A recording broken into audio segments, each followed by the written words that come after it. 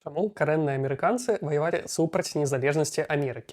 Бо вы ведаеце, вельмі шмат племёнаў карэнных амерыканцаў яны не заставаліся нейтральнымі падчас амерыканскай рэвалюцыі ў канцы 18 стагоддзя. Яны праактыўна падтрымлівалі англічанаў. Ну то бок яны літаральна нападалі на амерыканскіх каланістаў. Давайте на іх не пераносіць вось гэтую логіку таго, што мы бачым зараз сталася з карэннымі амерыканцамі, так што у выніку іх вельмі мала і яны загнаны ў рэзервацыі. Вось якая была матывацыя тады? Справа ў тым, што брытанцы яны літаральна забаранялі каланістам ісці далей на захад, то бок на тэрыторыі індейцаў. І фактычна, у інтарэсах індейцаў было бы, калі б амерыканцы прагралі гэтую вайну за сваю незалежнасць, а захавалася гэта брытанская калонія, якую працягвалі б брытанцы абмяжоўваць гэтае прасоўванне на захад.